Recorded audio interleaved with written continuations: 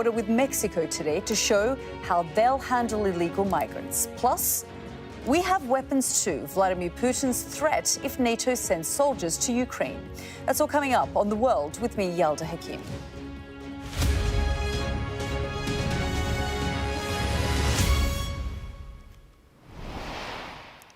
Good evening. What happened today in Gaza City? Here's what we know.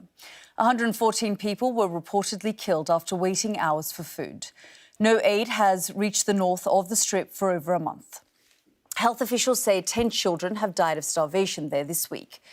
So that would explain why large crowds gathered as the aid trucks rolled in. These drone images show people, human beings, desperate to feed their families. Yet dozens of them ended up dead. But how?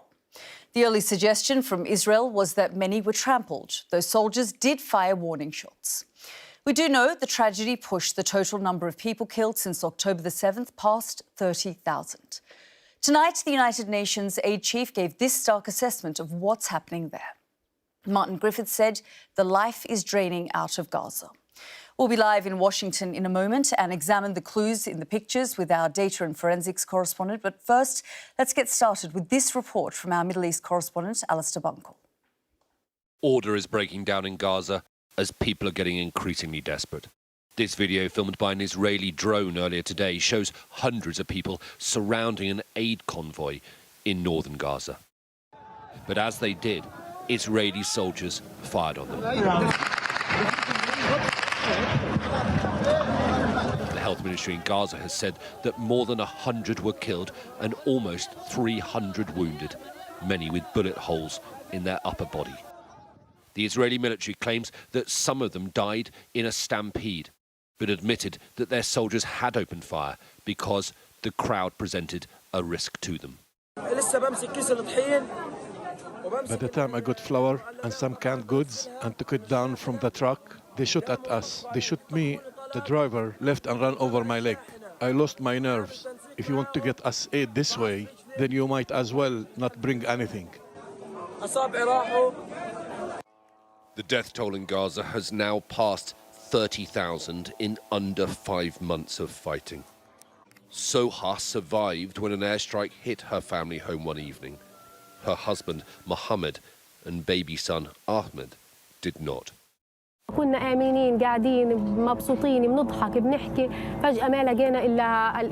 were sitting in peace, safe, happy, talking and laughing. Then all of a sudden this happened. Nobody knows till now why this happened, whether it was justified. We haven't done anything wrong. What wrong did a 6-month-old do? He was sleeping beside me. What wrong did the other 6-month-old girl do? She was also killed. Most of our family were small children. Most of the children were killed. Some of them are still under the rubble. My husband, we didn't find his body. My son was pulled out, but I couldn't say goodbye to him. The Israeli military says an estimated 14,000 Hamas fighters have been killed and says that Hamas continues to use civilians as human shields, which is one reason for the high civilian death toll. The civilian cost of this war it's tragic. It is a result of Hamas's aggression. It is a result of Israeli military activity as well. It's a result of Hamas's aggression. It's a result of how Hamas has systematically, strategically, with intent, weaponized the civilian arena, the civilian battlefield, to try and give themselves an iron dome with the use of their people. The situation on the ground is now so bad that airdrops are considered the most effective and safest ways to get supplies into parts of Gaza. In the torchlight, they tear through cardboard boxes for any scraps of food left from the latest drop.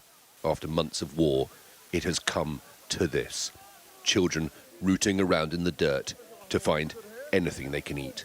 Alistair Bunkle, Sky News in Jerusalem.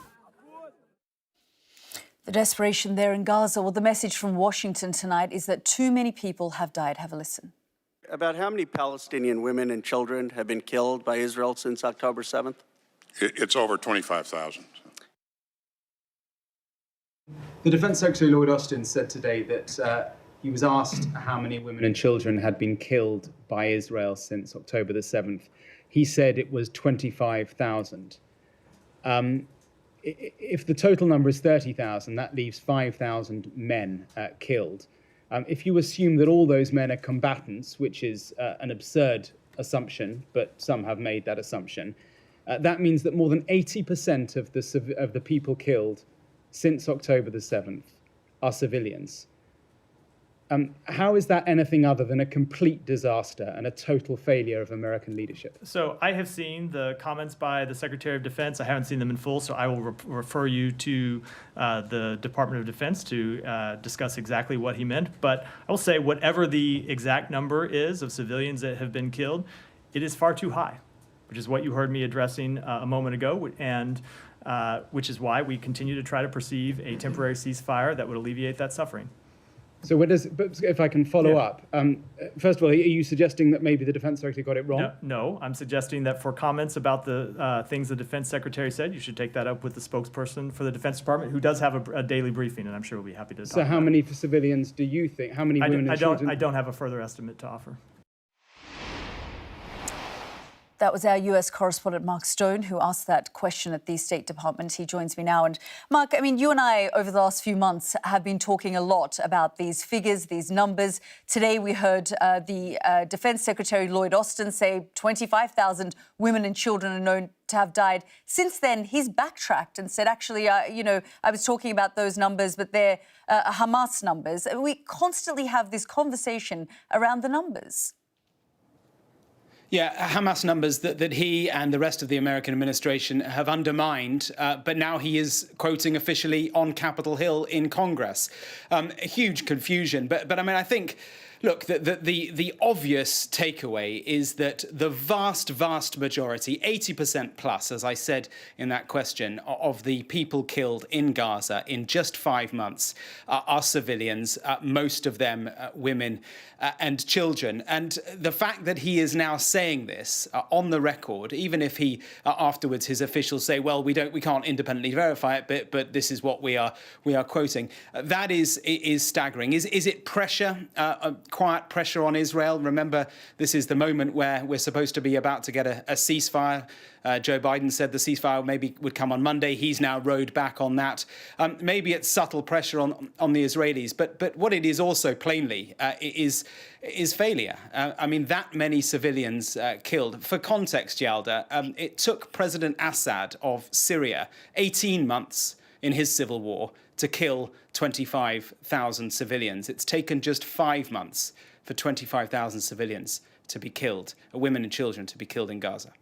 Yeah, I mean, as you say, failure on so many levels, which was a question that you put there to Matthew Miller, the spokesperson at the State Department, talking about American failure, because frankly, America is the one country that has a lot of leverage over Israel, even on this situation with Stampede that we saw today, which resulted in over 100 dead Palestinians. President Biden has said, well, this might actually impact this ceasefire deal now. It could well. I mean, it could push it back.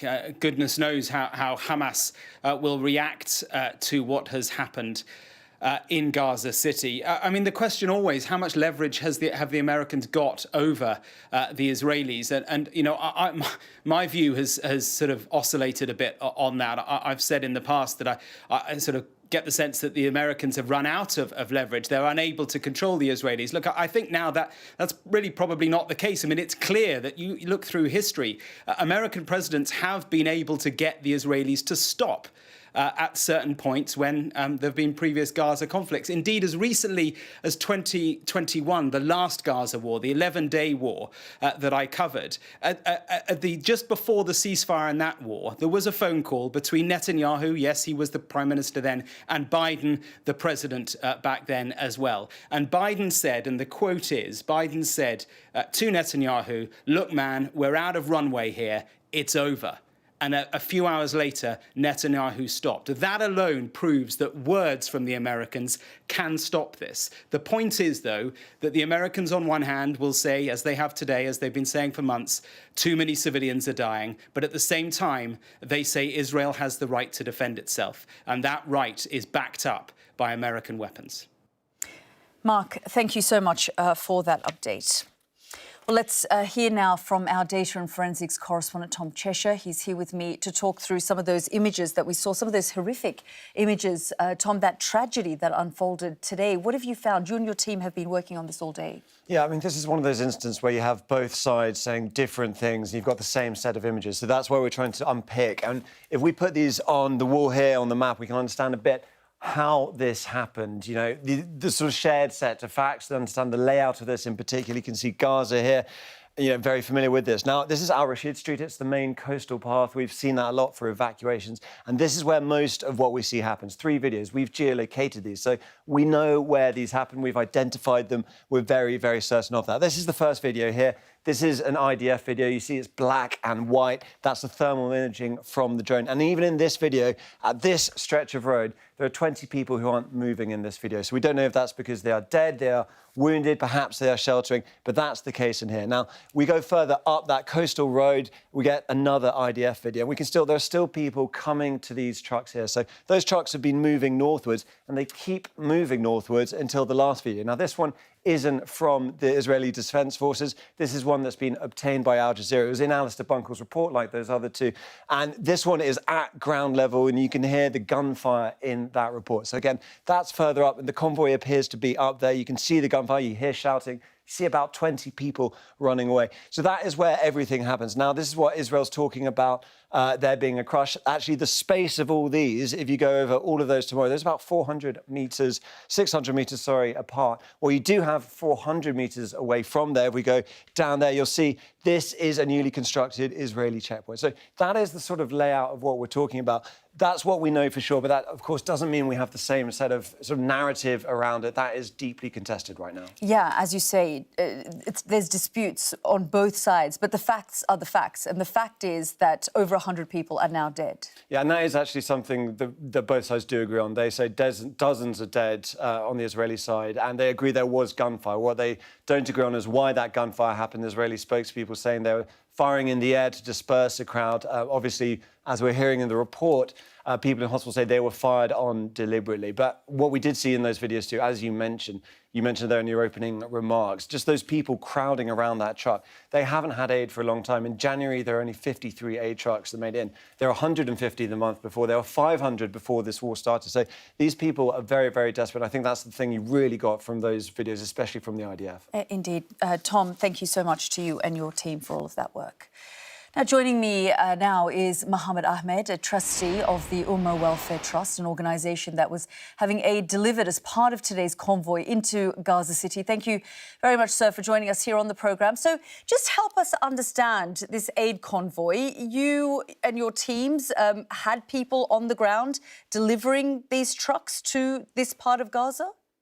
Hi, Yalda. Thank you very much for giving me the time. So, Ummah Welfare Trust, which is a registered charity in the UK, has been involved with delivering critical life-saving aid to Gaza since the beginning of this tragedy. About £4 million worth of aid has already been delivered, and approximately 30 container trucks have been delivered from Egypt. In this latest incident which has happened, the charity has been trying its utmost to deliver some aid to the north, because we understand that the people in the north are more in need of aid than those in the south, although all of them are in dire need. However, the desperation in the north is more, as we have been... Yeah, I mean, we were just saying that, Mohammed, but the point is, when these trucks make their way into such a dangerous area, were there negotiations and discussions around safeguarding, the truck, and then discussions with the forces on the ground about how it would be distributed? Were these discussions had? Yes, so our partner on the ground who are in the south, they had liaised with the social ministry which organizes convoys in the north, and they had a plan in place, and the trucks were moving together, and the location of the distribution was disclosed, and that's why people were waiting all night actually for the aid to arrive. And that's when it arrived. And unfortunately, tragically, a moment which would have given us some happiness and relief that aid has reached those in need. Unfortunately, it turns out that that became a bloodbath. Right. OK. So and then you got reports of this situation. If you could just help us understand, because there are disputed timelines from both sides. Our teams here are trying to piece it all together, but there isn't much clarity that we're getting at this point. So from received the account we had on firing which started, and the vehicles or under shelter, and after the firing had subdued, came back up again, that the firing was over, and then there was further firing which played. Now, the witnesses, eyewitness accounts are saying. It looks like we're having some difficulties with that line. That was Mohammed Ahmed, a trustee of the Ummah Welfare Trust, an organisation that's been having aid delivered as part of today's convoy into Gaza. We had a problem with the line there, but he was trying to help us understand what was happening on the ground. Now, before we go to the ad break, some breaking news to bring you now. Irish President Michael D. Higgins has been taken to hospital for some tests after he reported feeling unwell earlier today. The 82-year-old was checked by a doctor but was taken to hospital as a precaution. It's not yet known if he'll be kept overnight. You're watching The World with me, Yalda Hakim. Still to come, the US election battle heads to the border. We'll find out why US President Joe Biden and Donald Trump are both heading to Texas.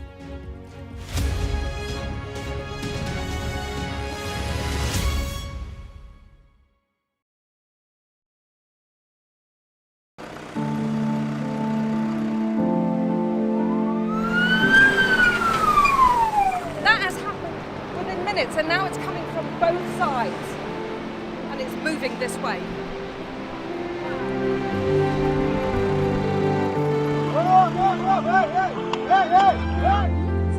Only about half a mile from the Turkish coast, and it's evident that the boat seriously overcrowded. This is one of the most severe viruses in the world.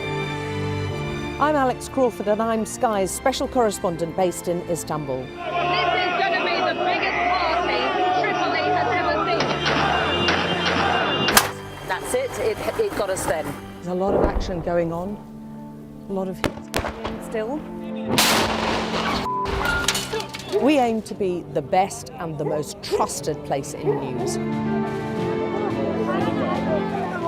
Clearly not had very much to eat at all. A lot of them extremely thin and very frail. Look at her arms. I can put my entire hand round. This is the cocktail of drugs which the doctors at this hospital have been giving their coronavirus patients. Made for people who want clarity in an uncertain world. Mother Nature can be vicious, absolutely savage. The world's largest falls now down to a trickle in places. I can't imagine how much plastic is lying at the bottom of this huge lake. Whoa! Close and personal with her, I know. This is what makes the job so fantastic.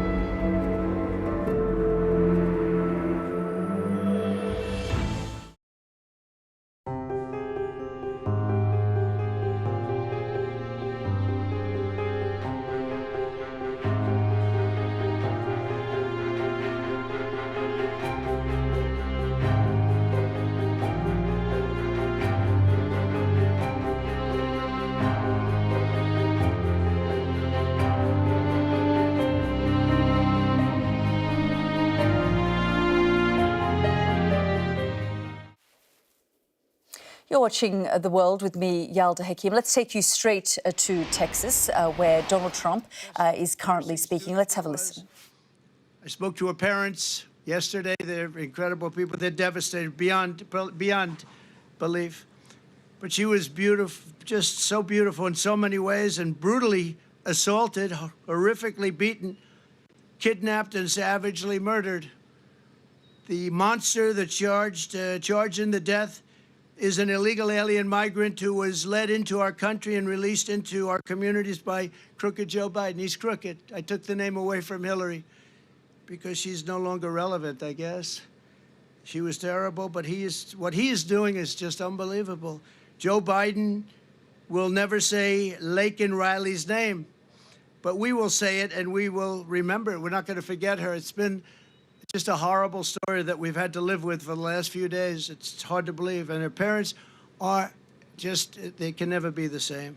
Great people. Just 4 days ago, an illegal alien in Louisiana was arrested for brutally raping a 14-year-old girl while holding a knife to her throat. And he then allegedly robbed a man who was getting out of his car in front of his home and repeatedly stabbed him in the face, in the back, in the face many, many times before police found this person standing in the middle of a street, all covered with blood, standing over the blood of the man he was attacking. Last year, a sadistic illegal alien criminal who was released into our country by Joe Biden was arrested for raping an 11-year-old girl and strangling her to death in Pasadena, Texas. And shortly before she was murdered, she texted her father that someone was knocking at the door. He arrived home from work and found his daughter's body stuffed in a laundry basket underneath the bed. Horrible. Crooked Joe is the blood of countless innocent victims. It's so many stories to tell, so many horrible stories. 3 years ago, we had the most secure border in history. Brandon was saying it. The general was saying it. We had the most secure border, and people weren't coming because they knew they weren't going to get in. And we weren't promising free education, free medical, free everything. I mean, all the promises that are made, no wonder they come. I mean, you look at what this Governor Newsom from California, isn't that his name, Newsom? What he's done to California is unbelievable. People are pouring in. They think they're going to get medical aid. And our soldiers, our vets aren't being taken care of. But people that come into our country illegally are. We ended catch and release. We built 571 miles of border wall, much more than I promised I'd build. And in addition, we purchased another 200 miles. And they sold that, much of it for 5 cents on the dollar. And it's the best wall, the same wall that you're using, because the governor's now building a lot of wall also. And it works. Walls work. Walls and wheels, I always said. It's one thing never gets obsolete, a wall and a wheel. Everything else is obsolete about 2 weeks after you come up with it. And we got Mexico to give us 28,000 soldiers to take care of our border. We had the safest border in the history of our country. And now, outside of this area where Texas has done an amazing job, and in a pretty short period of time, they're going to have it all covered. They have just been. You're listening there to former U.S. President Donald Trump in Eagle Pass, Texas. As we've been reporting, both President Biden and Donald Trump have headed to the border with Mexico. Just another sign of just how key the issue of immigration and border control is likely to be at the next presidential election. He continually described Joe Biden as Crooked Joe and said under his presidency it was the most secure border and that they hadn't offered anything free. And now Joe Biden has the blood of countless innocent victims. He named those victims on his hands. So a very fierce attack there from Donald Trump, who is at the border there. And as we said, President Biden is also at the border with Mexico because this is, of course, such a crucial issue. Martha Kellner joins me now from Yacumba Hot Springs in California, that is next to the border with Mexico. Martha, I mean, both the former president, the current president are at the border. I mean, all eyes really are there now because this is such a contentious, hot issue. Yeah, I think this is a signifier, Yalda, of the fact that immigration is one of, if not the defining issue of this election year of 2024. And that's why we've seen both the current president and the former president, perhaps even the future president, visiting border towns in Texas today. They're around 350 miles apart. Donald Trump in Eagle Pass, Texas, Joe Biden in Brownsville, Texas. But they both go there with the same political aim, and that's to eke out some form of political advantage from this immigration crisis. No surprise, really, in the rhetoric that we hear from Donald Trump. His language has become more extreme on immigration in recent months. He knows that that plays well to his base. We've heard him saying that immigrants are poisoning the blood of America in recent months, a phrase that many people understandably feel uncomfortable with. We've heard him talking about the fact that if he takes office again, he will launch the largest deportation operation in this country's history. Just to pick up on one of the things he was saying there, he's seizing on a flashpoint at the moment in this debate around immigration. It's the case, the very tragic case of Laken Riley, who was a nursing student in Georgia. She was brutally murdered, and the prime suspect in her killing is a Venezuelan immigrant who came into this country illegally in 2022. He was then arrested in New York and released before he is suspected of having murdered Laken Riley. And that case is something that's being mentioned to me time and time again as I'm speaking to people here in San Diego. It really has captured the imagination. I've been speaking to people the last couple of days about the issue of immigration and the southern border and whether it will affect their vote in 2024.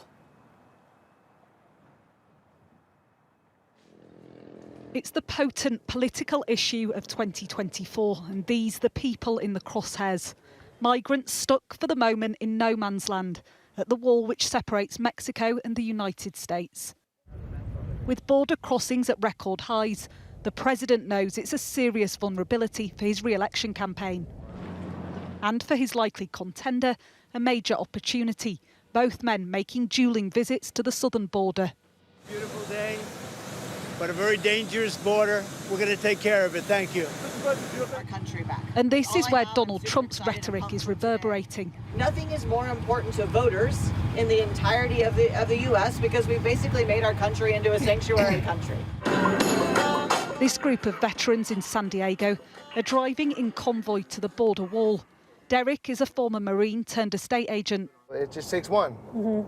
It takes one to cause, another 9/11 or an October 7th in Israel. My wife travels with 4 kids. She doesn't have the training that I do that goes around and, is aware all the time. She just doesn't. So, yeah, it definitely worries me. Donald Trump talks about immigrants poisoning the blood of America. What do you make of that sort of language? Illegal immigrants. I don't want here people that are gonna come over and just suck the system dry. Where the wall ends, the group have laid razor wire in a bid to thwart what they say is an illegal invasion. We tried to make it painful enough upon arrival that they would just find another way. For those who do make it through, this is what their first few hours in the US looks like. Waiting on a pavement in central San Diego is Maria from Ecuador. She says she's fleeing gang violence. The situation in Ecuador, it's ugly, it's dangerous. We came over here for a better future, to support our family and to stay for a while. Immigration isn't just a flashpoint in border cities. These migrants are heading to the airport and destinations across the US. Laurie and Tom from Denver, Colorado say the system in their city can't cope. We can only handle so many people.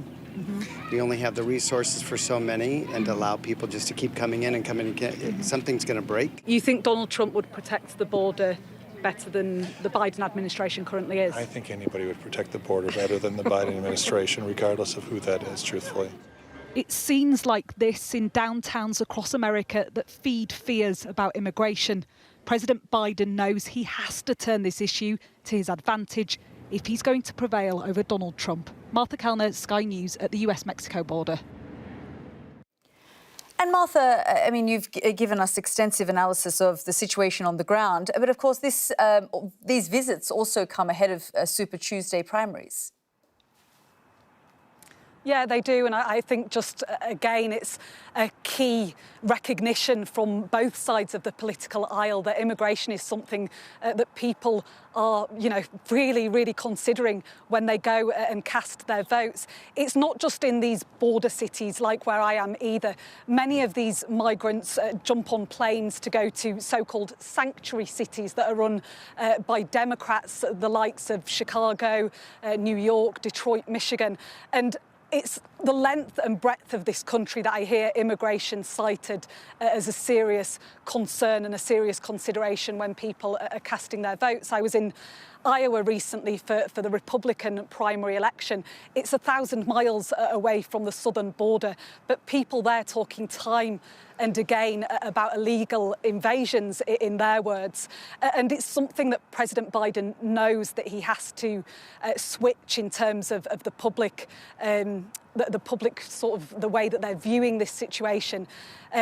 He's presided over an administration which has seen the largest number of border crossings. That could be for a number of reasons, but it's the perception that really matters. And the perception right now is that President Biden doesn't have this situation under control. That is the perception, certainly among Republican voters, but among many independent voters and even Democrat voters too. Martha, thank you so much for that update there. Let's bring in tonight's panel. Christina Lamb, Chief Foreign Correspondent at the Sunday Times, and Molly Blackwell, Global Affairs Correspondent at the Eye. Thank you both for joining us here on the programme. Molly, I'll come to you because you have spent some time on the southern border, haven't you? Just tell us what you found. Yeah, I was in Texas actually for the midterm elections, and we were actually at that site covering gun violence. So this wasn't the main issue we were looking at, but despite the fact that we weren't trying to talk about it, it did keep coming up. Those communities that are along the southern border with Mexico, I think really are feeling concerned about this. And certainly when Trump's name was coming up, this was often what it was linked to. And I think we can see that, in what we've just seen with Trump talking in Texas at the moment. He knows that this is something that he is going to gain votes from. He knows that this is an important part of his sell, and also something that Joe Biden is at least appearing to be weak on. So certainly he is weaponising, I think, those fears and those concerns for the upcoming election. Yeah, it's quite extraordinary that they're both standing at the border and both of them saying, no, my policy is more extreme than your policy. Yeah, absolutely. Dueling at the border. I mean, they obviously both realise that it's a key election issue and they need to look like they're the one that can deal with it better. Obviously, Biden has portrayed himself as having a more humane policy. We saw in Trump's first administration the wall. Of course, he was talking again about the wall today and how walls and wheels are the only things that don't become obsolete. But, we saw the forced separation of children from their families and very inhumane treatment of migrants. So, but he clearly feels very comfortable with this issue. He sees it as something that what he says resonates with a lot of his supporters. What's extraordinary, I think, is that President Obama was actually known as the deporter-in-chief. Yeah. He deported, I think, 2.5 million It may people? even be more than that. I was based in the US when he was president, and I remember that he deported, if I'm right, he deported more in 5 years than George W. Bush had done in 8 years. So, but the difference between him and what Trump did is the way it was done, and it was not separation of families. It was also sending people back who'd only just arrived, so they were newly come, and also people who had criminal records, and so there was reasons for sending people back. It wasn't like this sort of wholesale deportation that Trump wants to do. Yeah, let's just bring in Liliane Serrano. She's the director of Southern Border Communities Coalition. She joins us now. Thank you so much for joining us. We've been discussing the fact that both the former and current president are at the border. This is such a contentious issue. You deal with a lot of these migrants on a daily basis. Just talk us through what their thoughts are and what the feeling is right now. Yes, well, first of all, thank you for having me. I am actually joining you from San Antonio, Texas. We are working, or our coalition works with a lot of partner organizations who are in a daily basis interacting with migrants that are arriving to our communities, right? People from all over the world that speak a long list of variety of language that are showing up seeking safety, exercising their human rights to seek asylum, and really just fleeing to protect their lives and the lives of their families. We're seeing a lot of kids arriving with their parents. We're seeing babies, pregnant individuals.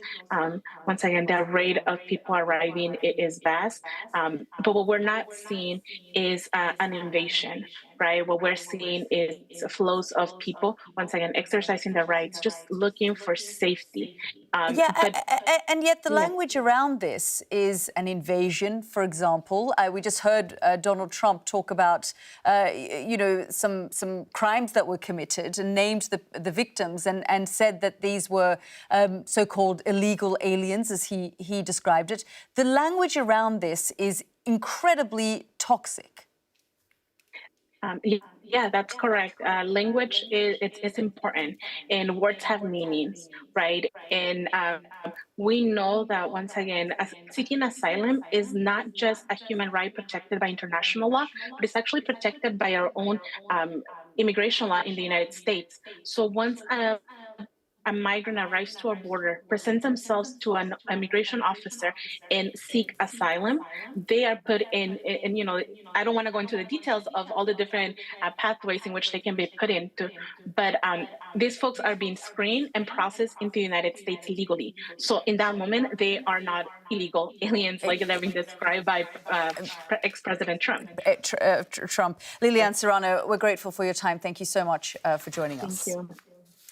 I mean, you can sort of see the fear that's being built up around this, and it's become such a contentious issue now where President Biden was accused of being weak on the issue, and the case he's now presenting is, I'm going to be tougher than Donald Trump. Yeah, he's definitely changed his approach. As Christina mentioned, when he was elected, he came in on this idea that he would make things more humane, and just recently he was saying he would shut down the border if he could. So there's clearly been a pivot in his position, whether that's down to the numbers crossing or whether that's down to one eye being on the election. But certainly that is cutting through. I mean, there's been some polling from earlier on in this year. One poll from Harvard found that more voters said immigration was their top concern in the upcoming election over inflation. Another poll found that a quarter of Americans now believe that immigration is the biggest problem, again, over the economy. And traditionally, you assume that the things which hit people's pockets are really what impact things in sort of election times. And actually what this is showing is that this issue is cutting through even above what people have in their pockets. It's a trigger issue, isn't it? I mean, we've seen that here. I think one of the interesting things to me is the way that people coming into the United States, the immigrants have changed. So it's not as in the past, mostly Mexicans or people from Central America. Many people are now coming from extremely far away, Afghans, Iranians, people from Eritrea. And it's a new route, and it's a very circuitous route. It's a very long way. So, the real issue to me is not building walls or all of this. It's dealing with the problems that lead people to flee in the first place. Well, it seems they're sort of investing some money in some cases. There are attempts. We've been looking at a series from Ecuador, for example, and this attempt to not allow it to become a narco state because they know people will move. They will start moving because of security issues, not just poverty. Yeah, but nobody, in my view, leaves everything they know and their country unless they're desperate, whether it's because of conflict or climate change or repression that they're fleeing, or desperate poverty. And so the only real long-term solution is trying to tackle those things in those countries. But that's a very, very complicated thing to do. And here we are. It's an issue that's become highly politicised. And not just in the US, right, but around the world. I mean, of course, we're expecting in the UK our own elections, and certainly, you can't deny that this is really high up there on the agenda for many voters. And, like Christina says, I've sort of travelled around a few of these routes, mapping these very long journeys. And I think people do forget just how long these are, just how dangerous these are, because they have become seen as a sort of a national issue in the UK or in the US, when in fact they are really global issues and reflective of things that are going on around the world.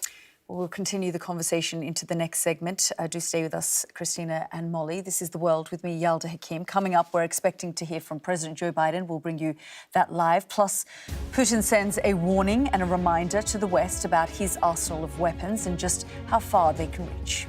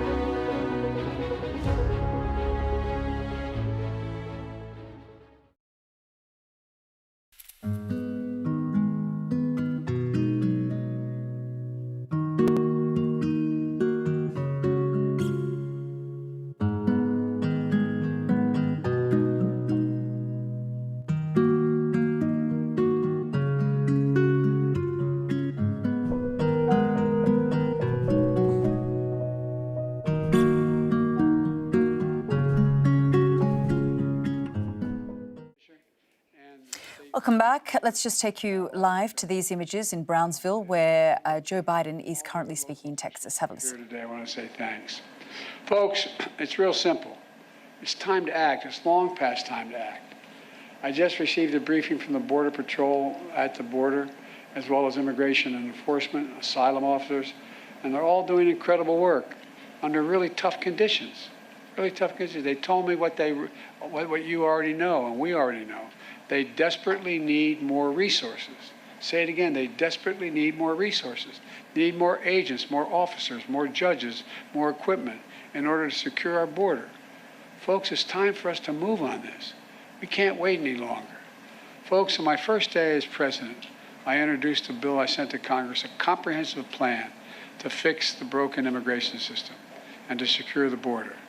But no action was taken. Then months ago, my team began a serious negotiation in a bipartisan group of senators, leading conservative Republicans and progressive Democrats. And it resulted in a compromise bill that's the toughest set of border security reforms we've ever seen in this country. It's pretty basic. With this deal, we could hire 1,500 additional border security agents, 1,500 additional officers, and between ports of entry. For the last 4 years, staffing has been roughly that, just flat. Agents working overtime, spending long hours patrolling the border, making major sacrifices. And I know it takes a big toll on them and their families. That's why in December I signed a bill finally getting Border Patrol agents what I've been pushed by and reminded by the congressman, overtime pay they deserve. And finally getting overtime pay. I mean, it's ridiculous it took this long. It was long past time, and I was proud to do it, but we need to do more. It's time to step up. It's time to step up, provide them with significantly more personnel and capability. We also need more immigration judges to help handle the backlog. There are 2 million cases, backlog of 2 million cases. This bipartisan deal would provide funding for 100 more immigration judges immediately. It would also establish new, efficient, and fair process for the government to consider asylum claims for those arriving at our border. Today, the process to get a decision on an asylum claim takes 5 to 7 years. Now, you all know it down here, but the people around the country don't understand it. It's far too long. You come in, you say I have a credible fear, and we've changed that standard to make it hard. We want to change to make it harder. And what happens? You say, well, okay, you can come in the country, but come back in 5 to 7 years, maybe as many as 8 years, and you'll get a hearing from before a judge to determine whether you can stay. This will encourage more people. This encourages more people to come to the country. If they get by the first, they got another 5, 7, 8 years before they have to do anything, because they know they cannot handle the caseloads quickly, and they'll be able to stay in this country in the meantime. With new policies in this bill, and the addition of 4,300 additional asylum officers, we'll be able to reduce that process to less than 6 months. That would have a serious deterrent effect on those coming north. When the criminal gangs say, we'll get you north, what's $8,000? They say, no, wait, let me get this straight. I'm going to go north. It's going to cost me probably closer to $8,000, I guess, $1,000 equivalent. And I'm going to get there, and in 6 months, they may be able to get rid of me. I don't know, man. 6 months, 7 years, 2 different things. The person who's thinking about entering the United States understands that cases to be decided in a few weeks or months instead of 5 to 7 years. They're less likely to come in the first place. They're not going to pay the cartels thousands of dollars to make that journey. Knowing that, it will be turned around quickly. Look, then we also need more cutting-edge inspection machines to detect and stop fentanyl from entering the United States of America. A year ago, I stood at the border in El Paso, and I watched these machines at work. They were able to detect everything from fentanyl to weapons to people being smuggled in cargo containers. This compromise bill would provide an additional $424 million for 100 more of these machines and could save lives in the process. This compromise legislation will also give me as president, or the next president, emergency authority to temporarily shut down the border between ports of entry when the numbers of immigrants and migrants, overwhelm the border, straining the Border Patrol's ability to process them. At the same time, at our legal ports of entry, like here in Brownsville, we're making investments in infrastructure. My bipartisan infrastructure law is going to provide nearly $4 billion new dollars to boost security, to ease waiting times at land and ports of entry like Brownsville. And I want to thank again Congressman Gonzalez for helping me get that through and get it passed as the law. That you get the money for example, that's how you got the money for the Gateway Bridge from that fund. Folks, the bipartisan border security deal is a win for the American people. And it's a win for the people of Texas, and it's fair for those who legitimately have a right to come here to begin with. It's a win for the people of Brownsville, and I believe that's why the Border Patrol Union endorsed it. I believe that's why the National Chamber of Commerce endorsed it, not known as the Democratic Organization with a capital D. Look, and that's why the Wall Street Journal endorsed it as well. This is a truly bipartisan initiative. That's why the bipartisan South Texas Alliance of Cities endorsed it. Folks, I didn't get everything I wanted in that compromise bipartisan bill, but neither did anybody else. A compromise is part of the process. That's how democracy works. That's how it's supposed to work. Compromise is a very positive step on a critical issue for the country, all those issues for the country. And folks here in Brownsville and all along the border know that. We need to have their backs, your backs. I want the people to understand clearly what happened here. This bill was in the United States Senate, was on its way to being passed. Then it was derailed by rank-and-file politics, partisan politics. The U.S. Senate needs to reconsider this bill, and those senators who oppose it need to set politics aside and pass it on the merits, not on whether it's going to benefit one party or benefit the other party. It's about whether it benefits the American people. It's what the American people deserve. The Speaker of the House needs to put this bill on the floor, because if he put it on the floor unrestricted, it would pass. The majority of Democrats and Republicans in both houses support this legislation until someone came along and said, don't do that, it'll benefit the incumbent. That's a hell of a way to do business in America for such a serious problem. We need to act. It's time for the speakers and some of my Republican friends in Congress who are blocking this bill to show a little spine. Pass a bipartisan, remember, bipartisan. Conservative leaders supported this border security bill. Let's remember who we work for God's sake. We work for the American people. Let me end with this. I understand my predecessor's an Eagle Pass today. So here's what I would say to Mr. Trump. Instead of playing politics with this issue, instead of telling members of Congress to block this legislation, join me, or I'll join you in telling the Congress to pass this bipartisan border security bill. We can do it together. You know and I know it's the toughest, most efficient, most effective border security bill this country has ever seen. So instead of playing politics with the issue, why don't we just get together and get it done? Let's remember who the heck. You're listening there to President Joe Biden in Brownsville, Texas.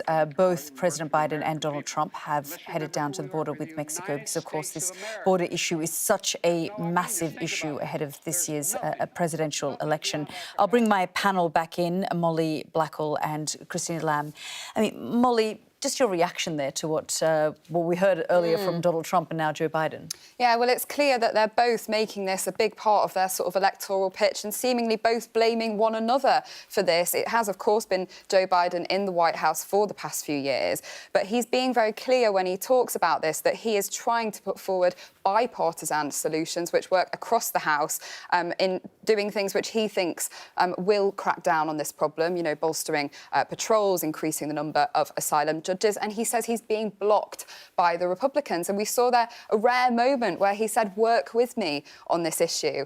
So both sort of pointing the finger at the other side, but Joe Biden at least trying to reach across the aisle on this one. Yeah, describing it as a bipartisan issue and calling it the toughest security bill. It is tough, given where Joe Biden, the position he'd come from, you know, and now this bill.